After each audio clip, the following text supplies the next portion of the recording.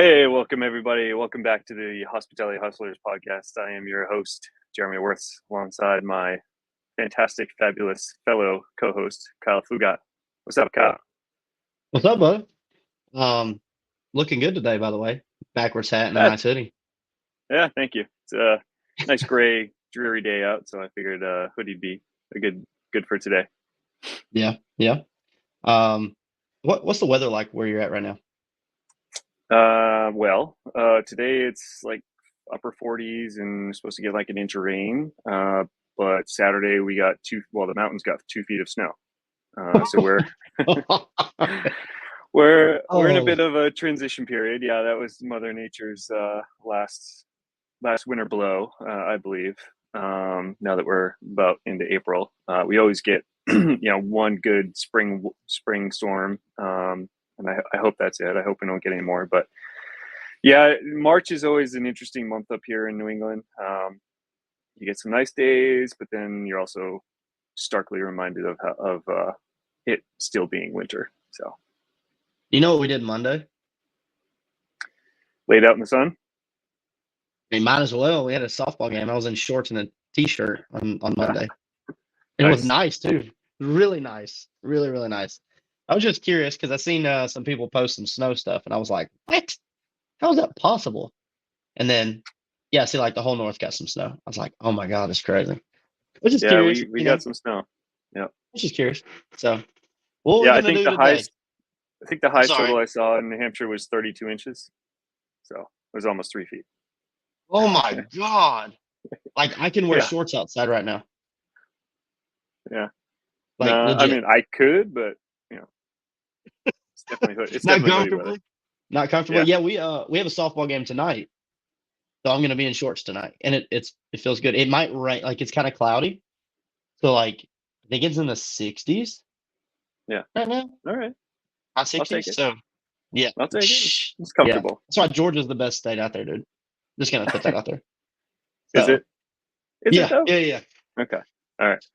Cool. Yeah, so you were saying pre-recording that you've been hit up by a few people recently on a certain topic. And that's what does your day look like? So what does the average day for Kyle look like? Tell us. Well, I usually wake up about 11 a.m. And then I, grab some breakfast, grab some lunch, and then I go to bed about, 9 p.m. It's easy. No, I'm just kidding. Um, Before I start, so my microphone, is it like echoey to you? Or is it It's not echoey, but it's a bit choppy. what about now? Is this a little better, maybe? A little better, yeah. Okay. Okay. I think my gain is just turned up. I gotta replace this microphone. I'm gonna be trying to get something new.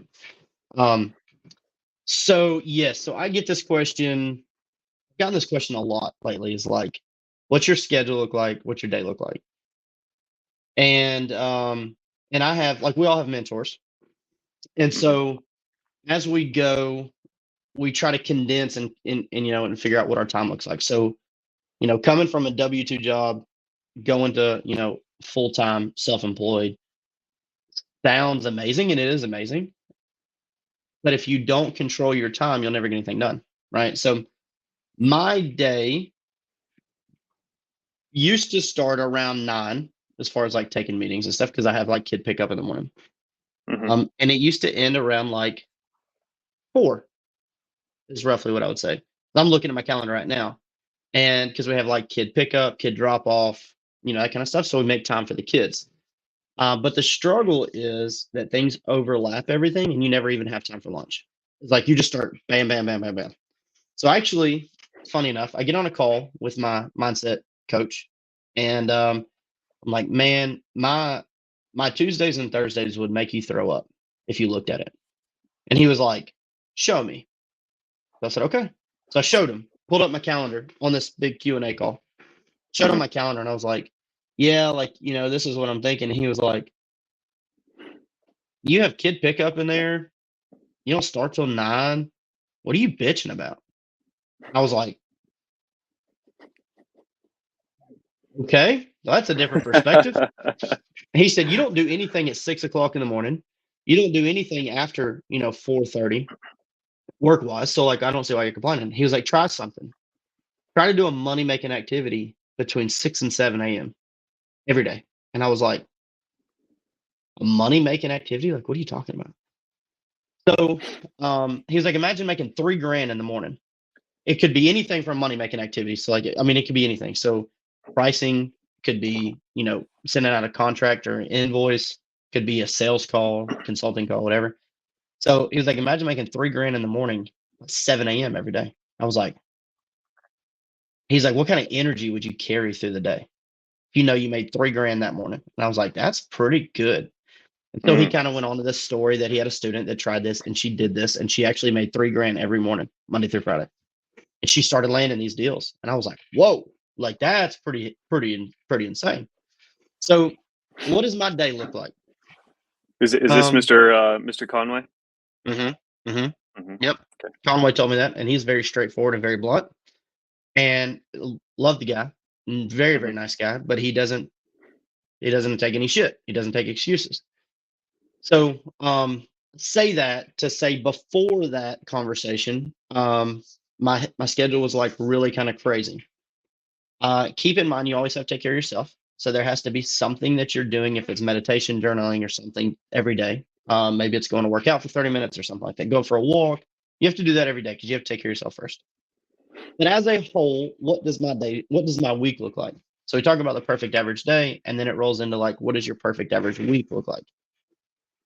So Mondays, pretty open for me. I'm looking at my calendar for this week. I had kid pickup. We still wake up 6 o'clock in the morning. Even if I don't really have anything to do, still wake up 6 o'clock in the morning, do whatever we need to do. Because you always have some kind of to do. Kid pickup about 8 o'clock. And then I have a huddle every day for the week. For part of STR Secrets on one of the teams, we have a daily huddle. So, it's 45 minutes.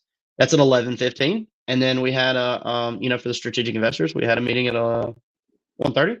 And then I have kid pickup. There's nothing else on the books. There's nothing. So I try to keep Mondays and Fridays completely open because you have some stuff that carries over, but they're almost completely open. I don't have anything that I'm dedicated to. Tuesdays is my coaching day.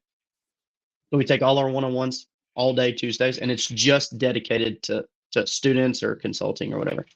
We have a mindset call at 9, and then it kind of rolls through and people just kind of plug, they have a one sub link with me and they just plug all the way to 4 p.m. And then we go to like kid pickup, kid drop off, sports, so Tuesdays and Thursdays are identical. So Mondays, nothing. Tuesdays, coaching. Wednesdays, almost nothing. About half of the day, I'll coach some a little bit, catch up on some stuff maybe I pushed. Thursdays, coaching. Fridays, almost nothing. So that's what my schedule looks like now. And podcasts, yeah. So that's pretty much what my schedule looks like now. And I got that schedule from 𝗏𝗏. So 𝗏𝗏, we do one-on-ones with Riley and 𝗏𝗏. And 𝗏𝗏 and Riley, and I have Riley's calendar. I look at it pretty much all the time, like literally all the time. I'm like, what is he doing right now? And so Tuesdays and Thursdays are stacked days. Monday, Wednesday, Friday are very, very light. So yesterday, just to give you an idea, yesterday we went to my son's Easter egg hunt at 10:30 in the morning. And then we took him to lunch. And after that, I had some one-on-ones, some coaching that I had to carry over, or like somebody needs some help with. But I blocked that time because if you don't live on a time block or you don't live off a calendar, you'll never get anything done. Literally, you'll wake up 9 o'clock in the morning, or what you'll do is you'll take your kids to school, then you'll come home and lay back down, or you'll sit on the couch and do nothing. Before you know it, 2 hours have gone by. And then you're like, oh, it's lunchtime. Okay, I need to get some things done. But you have no idea what to do because you don't have anything scheduled. So Tuesdays and Thursdays are very heavy for me. As you know, like we jump on this and we jump off, and then, I might text you back for like 4 hours. So it's really, you have to, I like to say, like, you have to challenge yourself for some of the days, but don't do it every day. I obviously don't do anything on Saturday or Sunday except family stuff, but you have to get to that point of like figuring this out. So it's trial and error. Like, you're not going to be able to like whip this out if you've never calendared, or time blocked or anything like that. So that's what my weeks look like. Monday free, Tuesday stacked, Wednesday half free, Thursday stacked, Friday mostly free. What about you? How long I'm did just curious. how long did it take you to get to that point? Was it always like that when you first made the transition? No, God, no. Because That is you a had to good build the question. team and the systems to get to that point. Yeah. Well, I didn't use to calendar block either. I used to not do, time blocking and calendars and all that stuff. When I left the W-2, so when I was at the W-2, I was working like almost 7 days a week. We were flipping houses, we were doing all this other stuff. That was heavy. Okay. Like, Mm-hmm. I remember talking to Shogun on my first call, on Allie and I's first call, because we want to join the community in 21. And he was like, if you could make all the money in the world, what would you do? And I was like, dude, I already made good money. I want my time back. Like, this 7 days a week crap is not cutting it. Like, this doesn't cut it for anybody. He was like, interesting. So what would you do? And that's where your mind kind of goes through, like, what would you do? It wasn't a money thing. It was time thing. But then I didn't ask questions like this. So we started. So when we left the W-2, I didn't have a calendar and my days were wasted literally every day. But then what happens is you start filling it with your to-do list. You make a to-do list that's 20 items long, and you're like, you don't know the direction to go. Like, you just start on revenue. Like, I need to fix some pricings over here. Oh, I need to fix this listing over here. Oh, I need to call this owner over here. Then you get on the phone with an owner and you're on the phone for an hour for like BS. Then I need to go over here and do that. Hey, I need to go to the property. Like, it just gets filled with nonsense. So then we started implementing, like, hey, I'm going to actually, whatever I'm doing, I'm just going to throw it on the calendar. Like, I'm going to say, okay, 30 minutes here, 15 minutes here, whatever. And as you like dive into the calendars and the time blocking, you realize, and like they talk about it in a lot of different books, is like, when you start blocking, if you only block for like 15 minutes for a task, in a 15-minute period, it takes you 5 minutes to ramp up, 5 minutes to do the work, and then you have a 5-minute ramp down time because you're looking at the next scheduled thing. So you only have 5 minutes of work in a 15-minute period.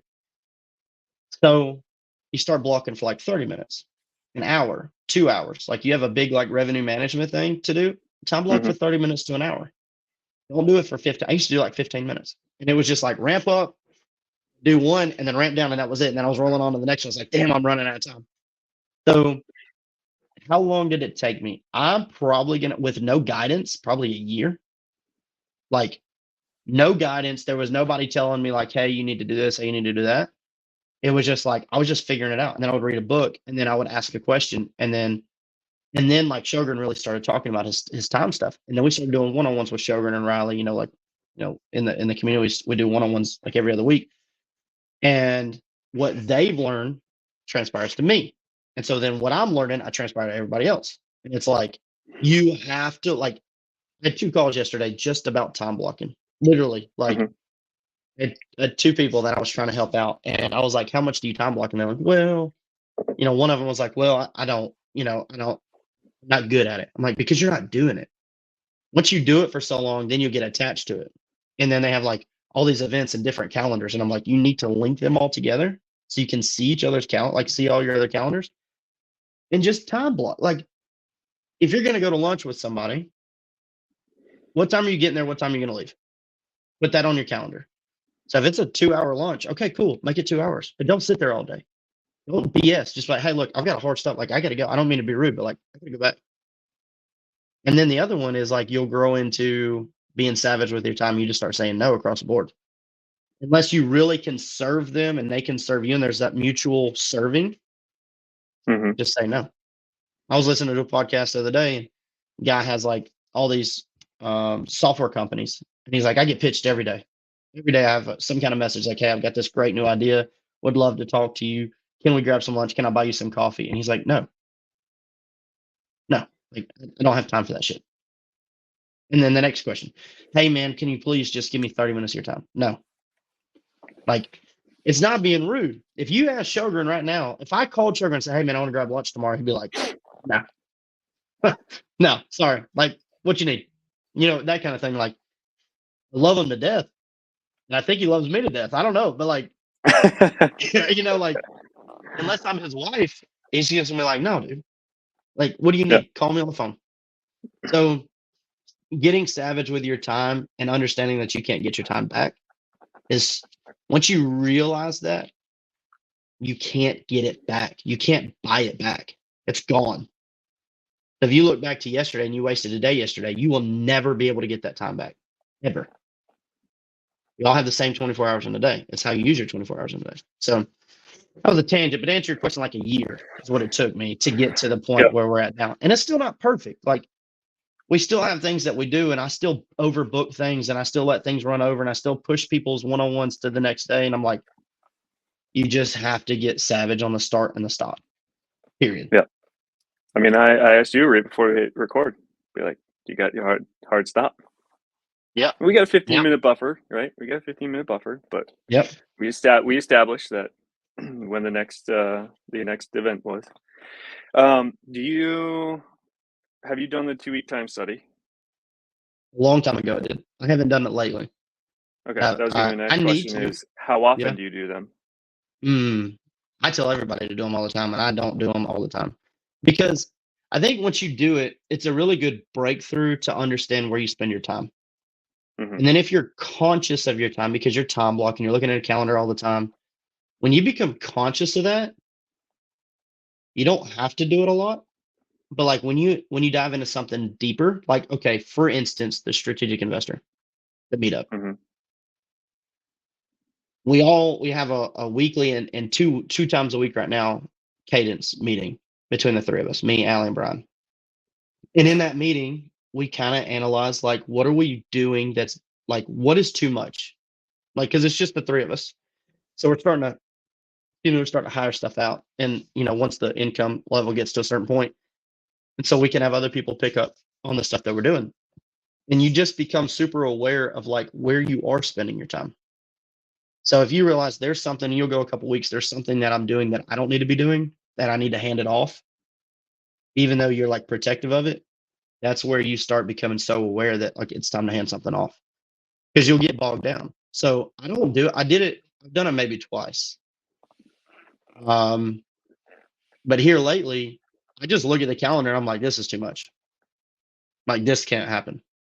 So I used to coach full 3 days a week. Hmm. Like, actually, I coached 5 days a week, and I would let anybody book any time of the day. So I could go like 3 hours in between times. And I'm like, okay, that's cool. But then I realized, like, I would get a call at 4 o'clock, but I have to leave here at 4:30. I'm like, okay. And then I'm like rushing around. Like, I'll get a call at 4 o'clock. At 4:30, I'm like, gotta get off the phone, gotta go, gotta leave. And then I'm late, like taking my daughter, or I'm late going to the ball fields or whatever. So I would allow other people to have control of my time versus me Hmm. being in control of my time. So I started slimming down the calendars on my one side. Now I'm slimming it down to it's just slim to Tuesday and Thursday. That's it. Yep. And so I will eventually, depending on student, their needs, I will slim one of those days down to a half a day. So, but in doing that, you still have to deliver on world-class service. Hmm. And that will be more like some smaller group calls or something like that, like really intimate group calls with like 3 or 4 people that I meet with on a weekly basis. Instead of just a one-on-one, we have like a 3-on-1. And it's just like, hey, we're all network. And I've done it. Like, 𝗘cie just did it. Daryl's done it. And it's like, they just gave it a shot a couple of weeks ago, and it was amazing. Like, there was like 5 of us on that call, and everybody was in the same position, so everybody could hear. They introduced each other, they got to know each other. It was amazing. I was just like, built that little network, kind of like the meetups. Like, you just build that little network. Everybody knows each other. They all get each other's numbers, and then like success just goes through the roof, because they don't just see me; they see each other and where they're all struggling, and then they give each other Yep. feedback. So, being more conscious of your time and being more efficient with your time. Like, you could work for 8 hours, but like, do you get 8 hours of work done? Like, honestly. Right. So, Yeah. what about you? What does your day look like? I'm just curious. My day. So I wake up every morning 5 o'clock ish. Sometimes I do hit the snooze. I will admit I'm not Mhm. a 𝗥𝗲𝗹 and can immediately jump out of bed at 4:32. But yeah, 5 o'clock is my alarm. Roll out. and then do my morning.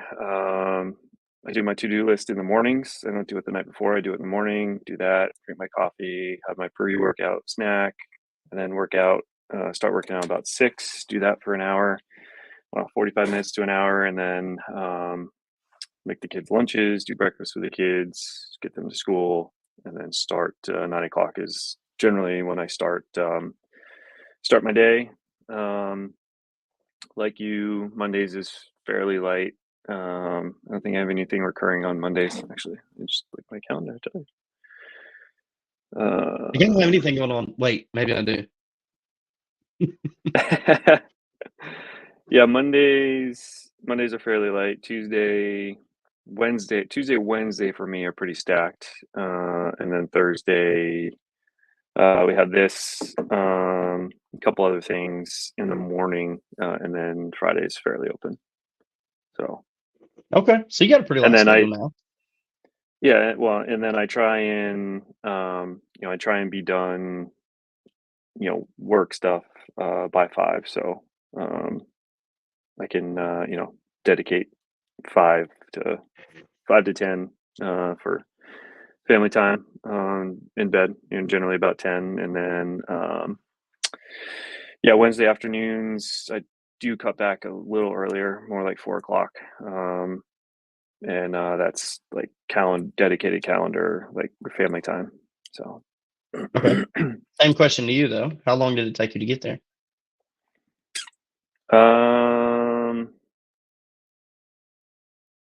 Year and a half, 2 years, probably. Did you have anybody telling you what to do, or did you just learn it? Um, Learned it.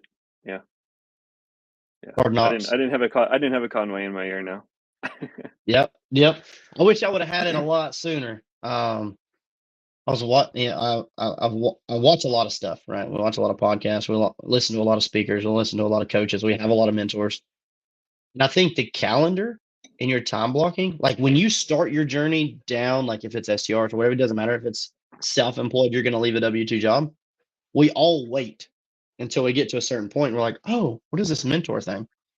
Oh, what is this mastermind thing? Oh, what are these coaches thing? Like you just don't know. But I Hmm. wish there was some like how to leave your W-2 and not just like get your income up, but like, hey man, you need to control your schedule and like what that actually means. I wish I would have had that before I ever made the jump. So, okay, so it took you a year and a half to 2 years. What do you think was some hard lessons that you learned when you left, like when you started controlling your schedule? Oh, I can't like more than I should have. I like overbooked, double booked. Um, didn't account for other people's calendars as well. Um, so yeah, that was probably the biggest thing. Okay. Um, what's the latest you ever booked something? I'm just curious. Like during the day, like what's the latest thing you've ever booked? Latest thing I've ever booked.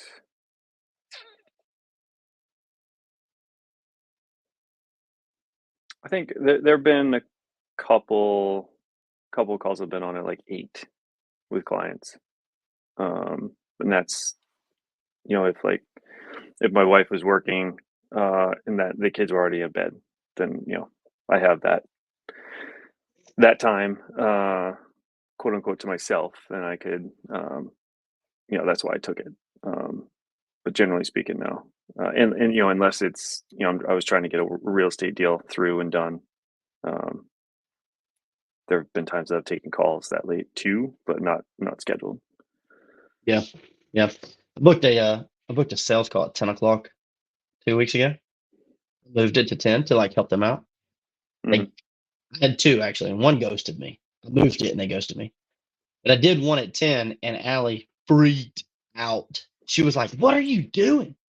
It's 10 o'clock at night. And I was like, yeah, but everybody should be in bed. She's like, I don't care. I want you up here with me in the bed, 10 o'clock. I don't want to be going to bed by myself. I was like, hey, I respect that. Not a problem. For me, it's like once I get in the mode of like working, sometimes you can't stop me, dude. Like I'm like zoned in. I'm like, no, leave me alone.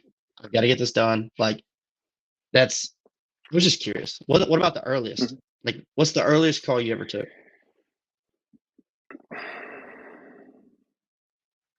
I mean, I don't know if I've taken any super early. I mean, I totally like you mentioned having a call early in the morning. Like, I would absolutely do that.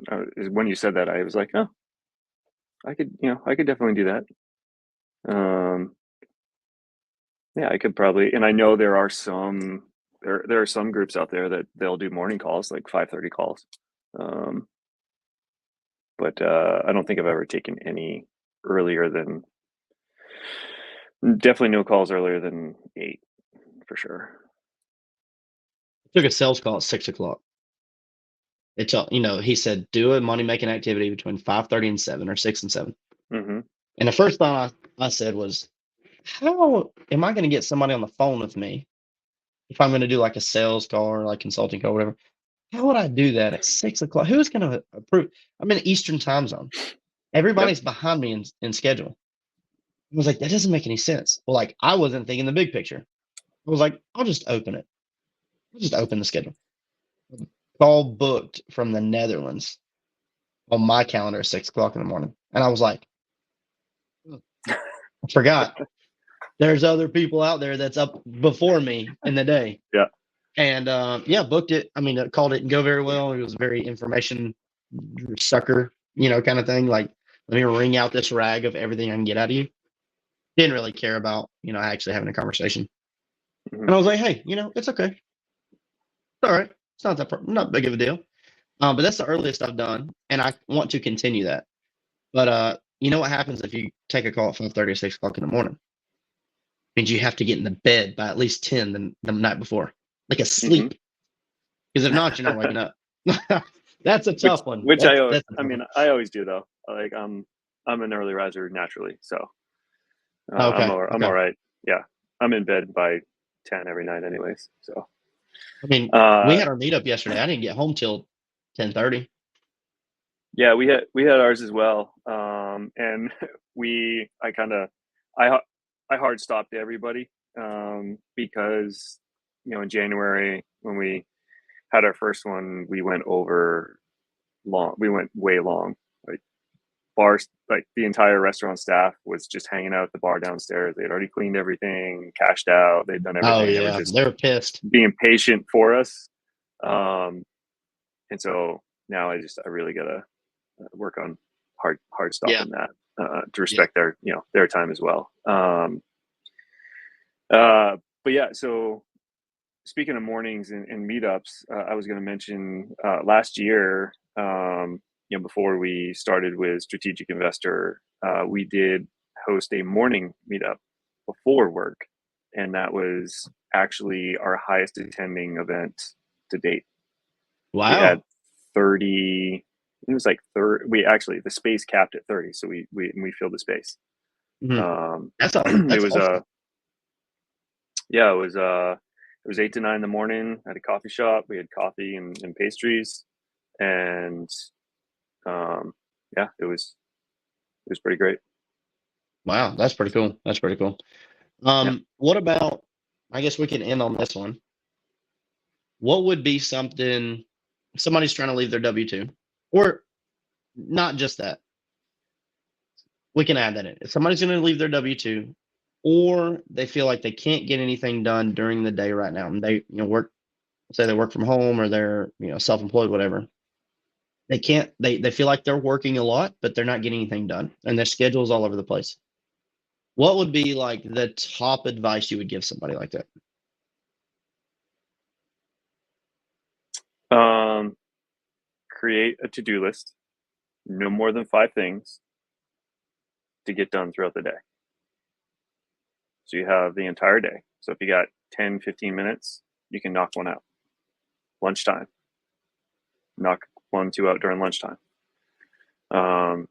And you can kind of fit it in. Like I was waiting a little bit on you, right? And I was when you came in and you apologized.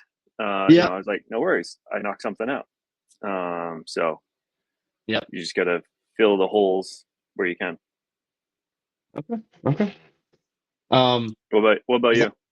I was gonna say I had this thought yesterday when I was on a couple of calls with time blocking, and the number one piece of advice I would say is like obviously we want to make incremental changes to our business and our time and our daily life. The number one thing I would say is if you're struggling with a calendar or you're struggling with to-dos or whatever, is all you have to do to start is give yourself a start time and give yourself an end time. Put it on the calendar. So if it's lunch, it doesn't matter. Give yourself a time that you're going to start the lunch and give yourself a time that you're going to end the lunch. And that way, you know, you have a deadline. And book something right after. Like, give yourself enough time to drive home and book something right after. You know, hey, I'm going to do revenue, like revenue management's all over my calendar all the time because I just move it. But I have a reoccurring cadence every day, a daily cadence of revenue management at 5:30 in the morning. And it's a soft to do because it's something I can move in between if I need to, or if I need to overbook something over it, it's okay. But it's there so I can see it. So like, you know, maybe it's revenue management, maybe it's listing optimization, and in the notes you put what listings you're going to do. But just give yourself a start time and give yourself an end time and stick to it. That way your stuff doesn't just go all the way through. That would be my biggest piece of advice is just start there and everything else will start falling behind it. Cool. That'd be my thing. So, awesome. Okay. Anything else? I know we really wanted to hit on those today, but do you have anything else? Yeah. No, I think it's good. I think it's good. Good coverage on time blocking and scheduling. And yeah. Well, okay. You talked about softball. What do you have a favorite? Are you fast pitch, slow pitch, and do you have a position? Okay, so I coach softball. I do not play softball. Okay. So I coach 8U for my daughter. I have played softball. I played ball all the way through middle school, high school. Like I was gonna go play ball in college, and it's a cool story, but a long story. But I didn't end up playing college ball. I could have. Short story is we moved out, we got jobs, I had to pay bills, I never went back. Yeah. But now we coach it and I freaking love it. It is way more fun coaching Little League than it is playing. I can tell you that. Nice. So, and I'm involved because like we do coach pitch. So I pitch in coach pitch. And now like the biggest struggle there is like learning how to, I don't want to say dumb it down, but like simplify it, oversimplify everything. So 6 and 7 and 8 year olds can learn how to do it. Yep. So when you say, hey, make sure you run all the way through the bag, they're like, what is a bag? You're like, oh, sorry. Run to second and they run to outfield. And you're like, oh, I forgot to tell you where second base was. You know, that kind of thing. Where's shortstop and they run to pitcher mound, you know, this stuff like that. It's fun. It is very fun. Yeah. And it is so rewarding. But yeah. Anyways, that's what I do. All right. Well, he is Kyle, the coach who got. I'm Jeremy Worth. Thanks again for joining us. We'll see you next week. See you guys.